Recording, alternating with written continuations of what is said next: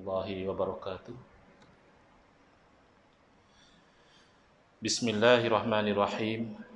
Alhamdulillahi rabbil alamin. Wa afdalus salati wa atammut taslimi ala sayyidina Muhammadin wa ala alihi wa sahbihi ajma'in. Rabbi shrah li sadri wa yassir li amri wahlul 'uqdatam min lisani yafqahu qawli.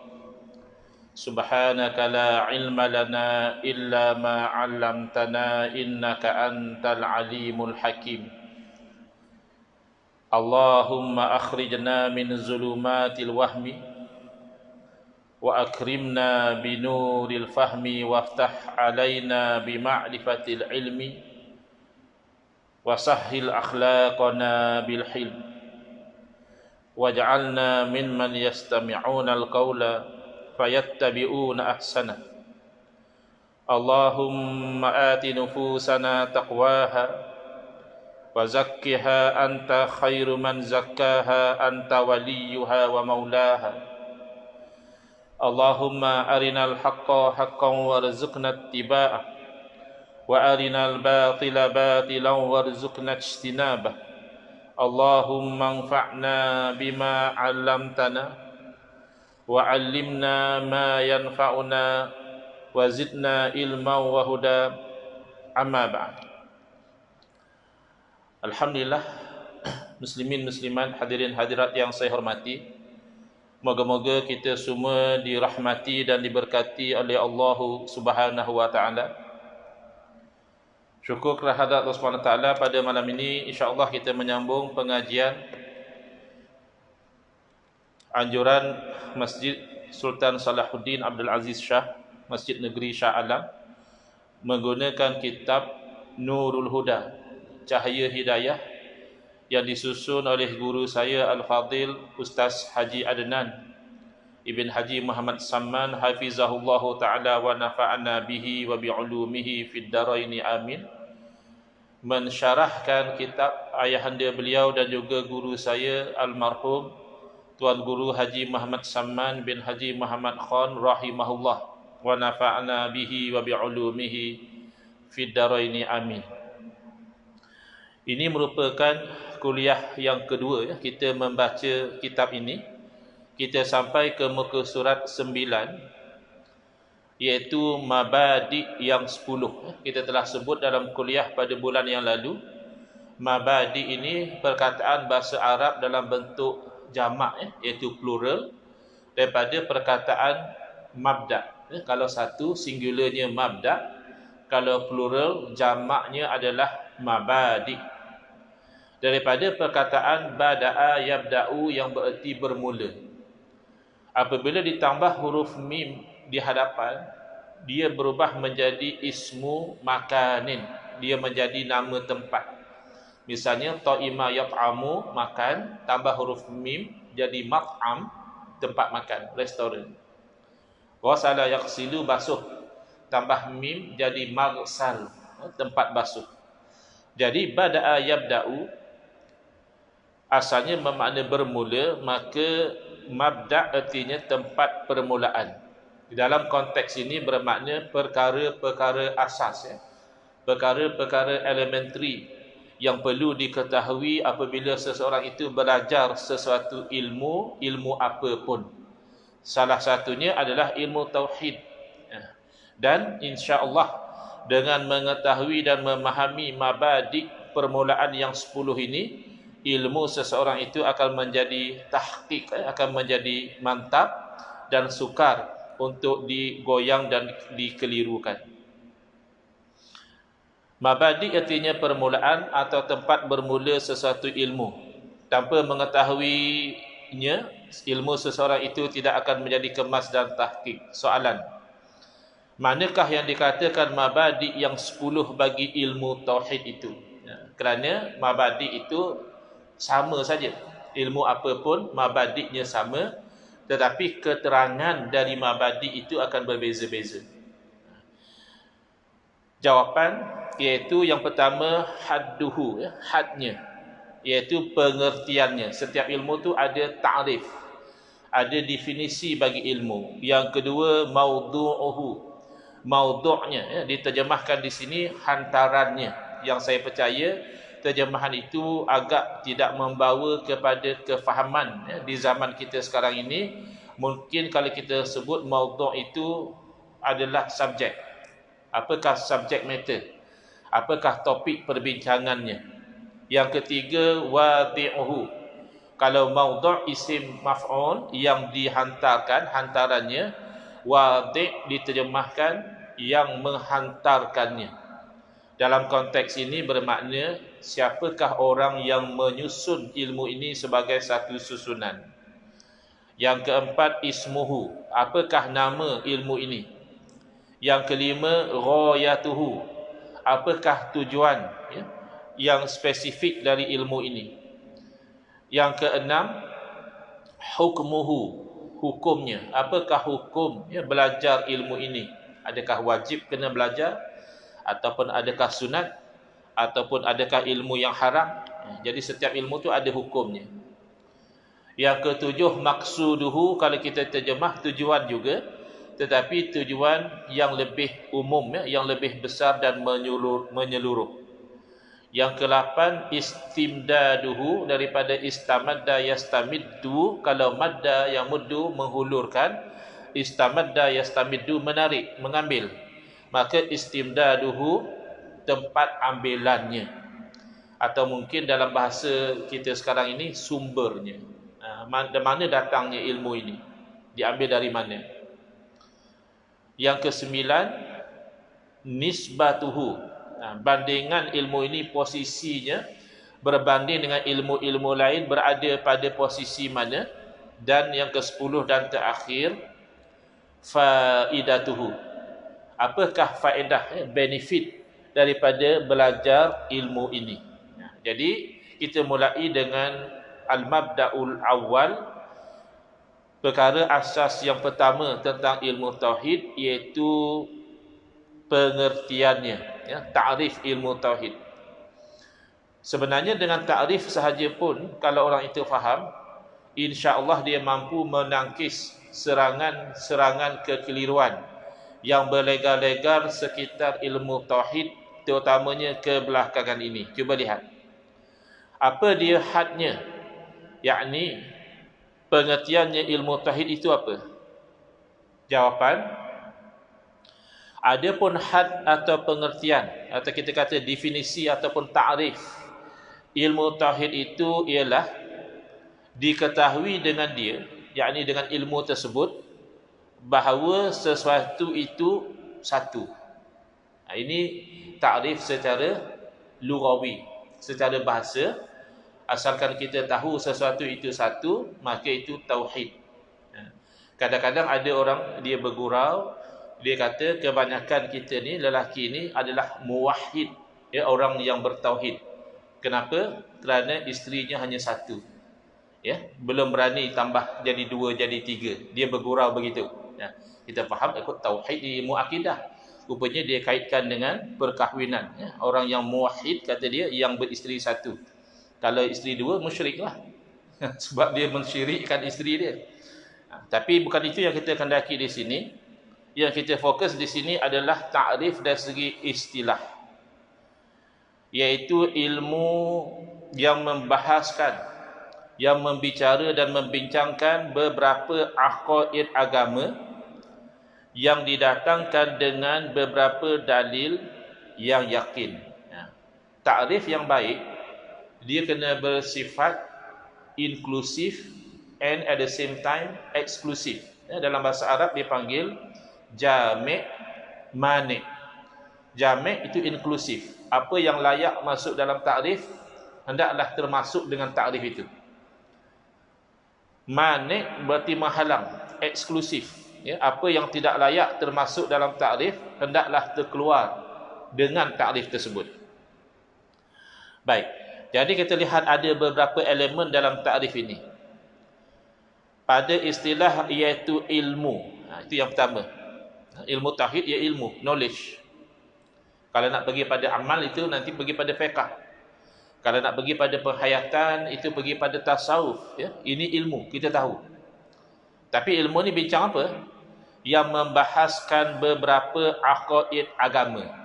Jadi fokusnya adalah akidah. Ya, aqaid ini plural kepada akidah.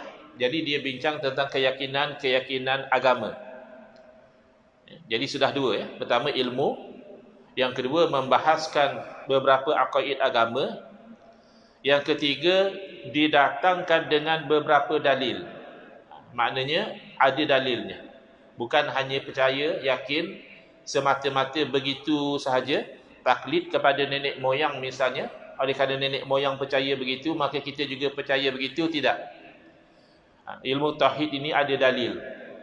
Sebab itu dengan takrif ini sahaja kita sudah boleh berdepan dengan golongan liberal. Golongan liberal ini, mereka ini mempromosikan kebebasan berfikir. Apa sejarahnya? Sejarahnya satu masa dahulu, ya, orang-orang Kristian ditindas, the Dark Ages, oleh golongan gereja dengan dogmatic approach, ya, yang mana apabila mereka itu ditanamkan dengan kepercayaan yang bercanggah dengan akal, maka akal mempersoalkan. Contohnya konsep Trinity, konsep ketuhanan satu dalam tiga. Itu akal tak boleh terima. Mana boleh satu dalam tiga? It's either one or three. It cannot be one in three. It is impossible. Jadi diberitahu oleh orang-orang agama mereka, percaya saja, you just believe because the religion has said so. Ini dia kata dogmatic. Pendekatan memaksa dengan mengenepikan akal. Juga mengenepikan fitrah. Natural desire ditindas, misalnya untuk menjadi orang yang baik, orang gereja, kamu tidak boleh berkahwin. Itu kan naluri nak berkahwin itu semula jadi. Bila manusia itu balik atau hampir balik pun, budak-budak yang hampir balik itu dia sudah ada minat ke arah situ. Tiba-tiba dia tindas. Jadi bangkitlah gerakan liberal untuk menentang pendekatan dogmatik dan menindas ini. Malangnya ada juga orang Islam yang terpengaruh lalu menggunakan hujah-hujah liberal untuk menentang Islam. Dia kata kita kena bebas berfikir. Dia silakan, tapi biar berfikir dengan cara yang betul. Kerana tidak ada di sana namanya kebebasan mutlak, ya. Setiap kebebasan tu dia ada jalan dia. Jadi sebab itu dalam Islam ini kita sudah boleh berdepan dengan liberal kerana akidah kita disokong oleh dalil. Bukan itu saja. Elemen yang keempat, yang yakin. Standard dalil dalam akidah, standard yang paling tinggi iaitu yakin. Berbeza dengan fiqh. Hukum hakam sudah memadai apa yang diistilahkan sebagai ghalabatuz zon. Sudah memadai apa yang dikatakan berat sangka. Ya, kita ambil contoh yang mudah yang kita sentiasa lakukan setiap hari berkali-kali, iaitu sembahyang menghadap kiblat. Kita tahu sembahyang tidak sah kalau tidak menghadap kiblat. Kiblatnya apa? Kaabah. Sebentar tadi masa kita sembahyang tadi, adakah kita yakin kita menghadap Kaabah? Jawabnya tidak. Bagaimana kita boleh yakin Kaabah tidak di depan mata kita? Bahkan berada begitu jauh sehingga kalau terlari satu jari sahaja memang lari daripada kiblat. Yang betul yakin sembahyang menghadap Kaabah itu yang sembahyang depan Kaabah. Ya, dia yakin. Tapi kita yang sembahyang jauh dari Kaabah, kita hanya berat sangkaan berdasarkan ilmu yang ada pada orang-orang yang mengkaji atau melihat kepada bayang matahari dan sebagainya, inilah arah Kaabah. Tapi tidak yakin. Tak apa. Kerana ini adalah dalam bab fiqh, dalam bab amalan, ya. Umpama orang mandi wajib misalnya, ada orang yang begitu was-was, ya, mandi wajib dia sampai 1 jam. Lamanya kamu mandi? Ya, mandi wajib. Ialah wajib pun takkanlah sampai 1 jam. Itu dikisahkan, wallahu alam, satu orang yang dia mandi sampai sudah basah, sudah kecut, tapi masih lagi dia rasa tidak rata. Sehingga ditanya kepada guru dia, "Tuan guru, macam mana saya ni?" Macam mana? Yalah, saya ni dah mandi dah macam ini, masih saya rasa belum rata lagi. Jawab tuan guru dia, "Kalau orang macam kamu ni, ya, tak wajib sembahyang." "Oh, betul ke tuan guru?" "Ya betul, orang gila kau tak wajib sembahyang." Ada kena basah macam tu masih rasa tak rata lagi. Kalau dia faham kaedah ghalabatuz zon, dia kata saya tak yakin, kata tak perlu yakin pun. Yang memadai adalah kamu sudah menyangkakan bahawa sudah rata memadai. Tidak demikian dalam akidah. Akidah standard dia mesti yakin. Tak boleh satu orang dia kata saya rasa-rasa adalah syurga neraka ni. Rasa saya lah. Tapi tak tahulah kot tak ada. Dia ada masih tidak yakin. Cuma dia sangkaan dia tu ke arah situ, tidak memadai. Oleh kerana standard akidah tauhid adalah yakin, maka dalil mesti yakin. Cuba lihat. Kerana dalil ini apa dia? Dalil ada pada perkataan bahasa Arab, dalla yadullu, yang bererti menunjukkan. Maka dalil adalah sesuatu yang menunjukkan. Bolehkah sesuatu yang tidak yakin menunjukkan kepada yang yakin? Ya, tak mungkin. Sebagai contoh ya, kita misalnya tidak biasa jalan dari Shah Alam misalnya nak ke Kuala Lumpur, tak biasa. Kita tanya orang, macam mana saya daripada Shah Alam nak ke Kuala Lumpur? Jadi kawan tu dia kata, saya pun sebenarnya bukan orang Shah Alam. Saya baru sampai dari Kelantan pagi tadi, ziarah saudara saya. Tapi rasa saya lah tuan pergi depan ni, belok kiri, ambil straight, lepas tu belok kanan. Cuba. Saya rasa gitulah kalau tak silap saya lah. 5 tahun dulu saya pernah datang. Jadi dia pun macam tu tak yakin. Agaknya kita yang dengar tu yakin tak? Pasti tidak. Kerana yang menunjuk pun tak yakin. Takkan yang ditunjukkan boleh yakin. Oleh kerana standard akidah mesti yakin, maka tidak diterima di dalam akidah dalil yang tidak yakin. Kerana itulah di dalam akidah standard dalil itu riwayatnya mutawatir, diriwayat oleh bilangan yang ramai, sekira-kira mustahil seramai itu pakat tersilap atau terlupa. Berbeza kalau di dalam bab selain daripada akidah, kalau sudah sahih tidak mutawatir pun tak mengapa. Karena sahih ini diriwayat oleh 1-2 orang. 1-2 orang ni mungkin tak tersilap, ya mungkin. Mungkin tak terlupa, mungkin. Tapi dah dinilai sahih, berarti para penilai hadis yang mengkaji kualiti perawi, kata dia perawi ni bagus, orangnya dipercayai, ingatannya kuat. Kemungkinan besar memang apa yang dikata daripada Nabi SAW itu betul. Maka wajib beramal tak? Wajib. Walaupun tidak sampai standard yakin. Kerana itu dalam domain beramal. Tetapi untuk akidah, dalil pertama mutawatir. Kalau Al-Quran semuanya mutawatir. Kalau hadis ada sebahagian mutawatir, banyak sekali hadis yang ahad, yang tidak mutawatir. Kalau masih ingat ya, cerita mutawatir ini bukan hanya cerita Quran hadis. Keyakinan itu datang daripada bilangan yang ramai yang menyampaikan, akal tak boleh terimalah kalau selama itu tersilap. Kita ambil contoh mudah ya. Misalnya kita dapat berita Rusia menyerang Ukraine. Ya, kita tak lihat pun serangan berlaku, tak nampak pun tank itu bergerak ke Ukraine, tak nampak pun jet pejuang pergi terbang ke Ukraine, tapi kita tak ragu-ragu peperangan itu telah berlaku. Kenapa?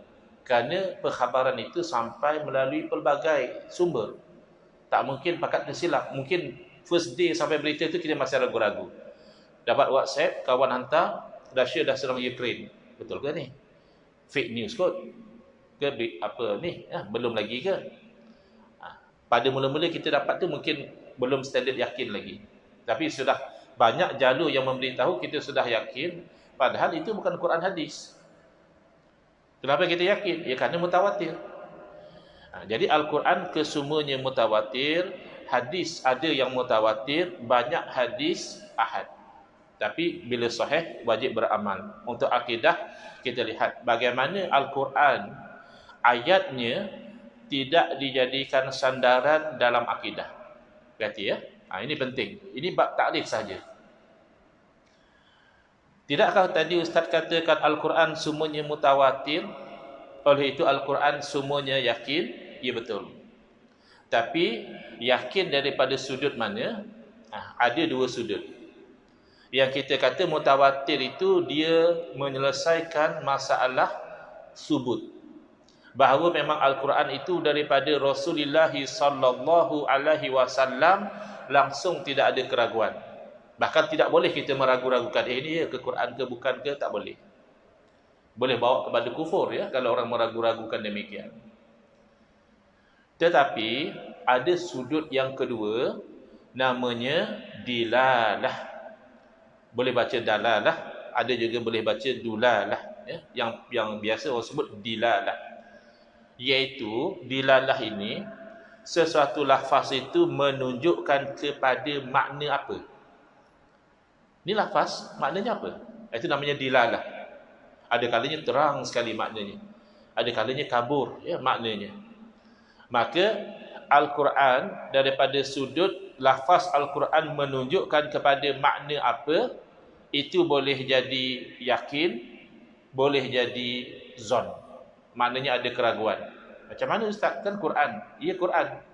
Tapi Quran bahasa Arab. Bahasa Arab ada perkataan-perkataan yang jelas, terang. Zahir makna itu memang dikehendaki. Ada perkataan yang maknanya pelbagai. Maka ada kalanya makna yang mana satu itu tak jelas. Saya bawa contoh dahulu ya. Contoh ini tidak ada kaitan dengan ilmu akidah.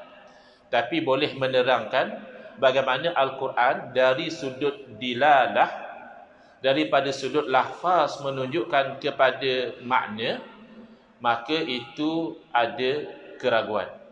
Contoh,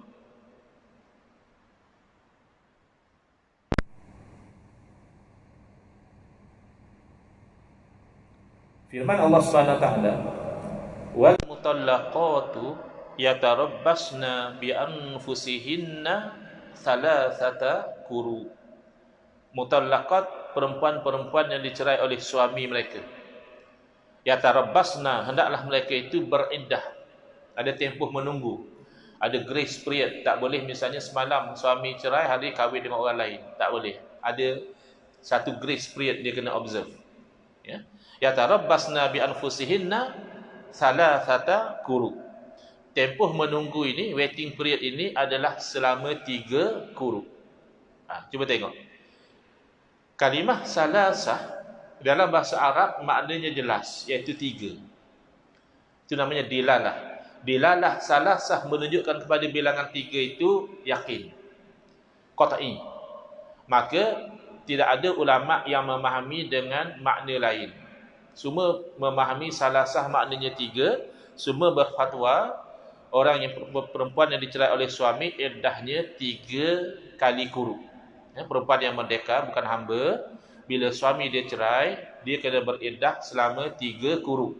Tidak ada ulama yang berfatwa 2, tidak ada ulama yang berfatwa 4. Kenapa? Dilalahnya tu qat'i, yakin. Quru makna apa? 3 quru. Okey, fine. Quru makna apa? Quru bahasa Arab. Nak tahu makna quru kena tengok dalam bahasa Arab. Dalam bahasa Arab, quru ini dipanggil kalimah mushtarakah. Perkataan yang dikongsi makna oleh 2 makna. Pertama, makna quru adalah haid. Qur'un maknanya haid. Quru itu banyak, plural. Qur'un juga boleh bermakna suci daripada haid. Mana satu daripada 2 makna ni yang dikendaki dalam Al-Quran, 3 kali haid atau 3 kali suci. Kerana practical consequence dia berbeza. Kalau 3 kali haid, dia cepat sikit habis. Kalau 3 kali suci, panjang sikit. Sebab nak tunggu. Ya, suci itu antara 2 haid. Maka ulama' terpaksa kaji. Pertama, ulama' rujuk kepada ayat-ayat Al-Quran yang lain yang berkaitan. Kerana ayat Quran ini saling tafsir menafsirkan. Yang kedua, ulama' rujuk kepada hadis-hadis Nabi SAW. Kerana salah satu fungsi hadis adalah menerangkan makna Al-Quran. Bahkan ulama' juga merujuk kepada kaedah bahasa Arab. Adat ma'dud, bilangan dan yang dibilang. Salah satu itu katanya mu'annas. Quru itu mesti muzakkar. Antara haid dan juga suci, mana yang muzakkar itu makna dia. Sampai begitu. Ya, para ulama' mengkaji. Akhirnya ulama' dalam mazhab Hanafi memahami quru maknanya haid. Keluar fatwa 3 kali haid habis iddah. Ulama' dalam mazhab Syafi'i memahami quru maknanya suci. keluar fatwa 3 kali suci baru habis iddah. Padahal sama-sama rujuk Al-Quran, sama-sama rujuk ayat yang sama, bahkan sama-sama cuba implement perkataan yang sama, iaitu kuru, masih lagi berlaku dua mazhab. Kenapa? Kerana zonniyud dilalah, kerana menunjukkan kepada makna itu ada keraguan. Kalau qat'i, tak ada khilaf. Baik, apa kaitan dengan akidah? Kaitan dengan akidah adalah ada sebahagian umat Islam sekarang tak faham yang ini. Maka dia menyangkakan atas nama ikut Quran, dia meletakkan dalam akidah itu perkara yang batil. Umpama, dia membaca ayat Al-Quran, Ar-Rahmanu 'alal arsy istawa. Dah merebak fahaman ni. Tuhan yang Rahman di atas arasy dia istiwa. Maka dia mengatakan, saya itu berpegang bahawa Allah bertempat di atas arasy. Kita kata tak betul akidah macam itu. Bertempat itu bukan sifat Tuhan, kerana tempat itu makhluk yang dijadikan oleh Allah, termasuk arasy. Ya, arasy makhluk yang hebat, yang besar, tetapi tetap makhluk Allah. Mengatakan Allah berada bertempat di atas makhluk itu batil. Lebih-lebih lagi kalau kita faham apa makna makhluk. Makhluk ini isim maf'ul, sesuatu yang diciptakan. Sesuatu yang diciptakan maknanya sebelum diciptakan tak wujud. Adakah Allah seperti arasy? Selepas ada arasy baru Allah wujud? Tak mungkin. Allah Tuhan. Tuhan tak mungkin tak wujud baru wujud. Tuhan wujud tanpa ada permulaan. Berarti sebelum ada arasy, Allah wujud. Allah wujud tanpa arasy, itu yakin. Takkan lepas ada arasy Allah berubah jadi bertempat atas arasy, sedangkan berubah itu sifat makhluk. Orang kata dia, tak kisah Ustaz, yang penting saya pegang Quran. Di mana Quran katakan Allah itu bertempat? Tu Ar-Rahman 'ala arsy istawa. Istawa 'ala ini ada pelbagai kemungkinan makna dalam bahasa Arab, kerana istawa ini kalimah mushtarakah, perkataan yang dikongsi makna tidak kurang daripada 14 atau 15 makna. Ya, duduk salah satunya. Bertempat, jalasa wastaqarra, menetap satu. Istawa dengan makna straight, lurus, satu. Dengan makna menggagahi, qahara, ya. Dengan makna istaula, menguasai, ya. Jadi banyak maknanya. Tiba-tiba kamu menetapkan makna yang bercanggah dengan kesempurnaan Allah Ta'ala, jadi Allah itu bertempat seperti makhluk, maka itu batil. Tapi saya kata Allah bertempat atas arasy tak sama seperti makhluk, Ustaz. Saya tak kata Allah bertempat atas arasy macam makhluk. Macam Ustaz duduk atas kursi, bukan, saya tak kata macam itu. Saya berkata Allah bertempat atas arasy, tapi yang layak dengan Allah. Dia sangka telah selesai masalah. Masalah yang pertama, kenapa dia menjadikan ayat yang maknanya tidak jelas sebagai dalil akidah. Itu kesilapan yang pertama. Ya, ayat Quran tapi maknanya tak jelas. Ayat mutasyabihat, kalau siapa belajar ilmu dilalah, ada 4 level yang perkataan yang jelas. Semua itu dianggap jelas, tapi satu lebih jelas daripada yang kedua. Apa pentingnya? Kalau dia ada seolah-olahnya bercanggah, yang lebih jelas didahulukan. Ada nas, ada zahir dan sebagainya. Ada mu'awwal, ada mufassar. Tetapi nas yang tak jelas itu ada juga. Ada yang muskil. Yang mutasyabihat ini nombor 4 daripada 4 kategori yang tak jelas. Yang paling tak jelas. Tiba-tiba dijadikan sebagai dalil. Bahkan dalam Al-Quran sebut, وَمَا يَعْلَمُ تَأْوِيلَهُ إِلَّا اللَّهُ. Tidak ada yang tahu makna ayat mutasyabihat kecuali Allah. Macam mana kamu boleh jadi sesuatu yang tidak diketahui makna, jadikan sebagai dalil dalam akidah, itu rosak. Dan mengatakan yang layak dengan Allah belum tentu menyelesaikan masalah. Kita ambil contoh yang insya-Allah tak ada orang Islam kata macam itu. Kalaulah ada orang mengatakan Tuhan beranak, Allah beranak, tapi yang layak dengan Allah, boleh selesai tak masalah? Dia tak selesai, kerana beranak bukan sifat Tuhan. Dan kita ambil misalnya firman Allah Ta'ala, nasullaha fanasiyahum. Mereka lupa akan Allah, lalu Allah lupa akan mereka. Boleh tak kita kata saya berpegang ayat Quran, oleh itu saya menetapkan bagi Allah sifat lupa. Allah juga lupa, tapi lupa yang layak dengan Allah. Dia tak ada lupa yang layak dengan Allah. Lupa itu kekurangan. Bahkan dalam ilmu hadis, kalau ada seorang perawi itu dikenal pasti dia itu pelupa, maka riwayat hadisnya akan jatuh menjadi dhaif, walaupun mungkin isinya betul, ataupun hadis yang sama melalui jalur yang lain itu sahih, tapi oleh kerana melalui satu orang perawi yang pelupa, itu dianggap kekurangan, lalu hadisnya menjadi dhaif. Tiba-tiba Tuhan pelupa, tak mungkin. Maka tidak ada ahli tafsir yang menafsirkan fanasihum itu dengan erti kata Allah lupa, tapi dengan erti kata Allah tidak peduli, lalu Allah azab mereka. Terakhir, iaitu hadis qudsi, hadis sahih riwayat Imam Bukhari. Allah berfirman kepada anak Adam, ya bna Adam, maridtu falam ta'udni. Hadis sahih. Wahai anak Adam, aku sakit tapi kamu tiada ziarah aku. Boleh tak kita kata Allah juga sakit yang layak dengan Allah? Tidak ada sakit yang layak dengan Allah. Maka dalam hadis tersebut Allah sendiri takwil. Bila anak Adam itu tanya, bagaimana aku ziarah kamu sedangkan kamu Tuhan sekian alam? Allah menerangkan, marida abdi. Sebenarnya maksud aku itu adalah hamba aku sakit, kamu tidak ziarah. Kalau kamu ziarah, nescaya kamu dapati aku berada di sisinya. Nak kena takwil lagi. Kalau tidak, Allah bertempat di rumah sakit. Allah bertempat di tempat orang-orang sakit kerana berada di sisi orang sakit. Tidak boleh begitu. Maka makna yang sebenar adalah rahmat Allah hampir dengan orang yang sakit. Sebab itu tidak sedikit orang bila sakit dia taubat dan berubah. Wallahu alam. Next insya-Allah kita sambung dengan penerangannya. Bismillahirrahmanirrahim. Alhamdulillahirabbil alamin. Wassalatu wassalamu ala sayidina Muhammad wa ala alihi washabbihi ajmain. Allahumma shrah sudurana wa ahsin akhlaqana wa azim ujurana wa nawwir qulubana bi nuri hidayatika kama natarada bi nuri syamsika abadan abada bi rahmatika ya arhamar rahimin. Walhamdulillahirabbil alamin. Amin ya rabbal alamin. Wal afu minkum.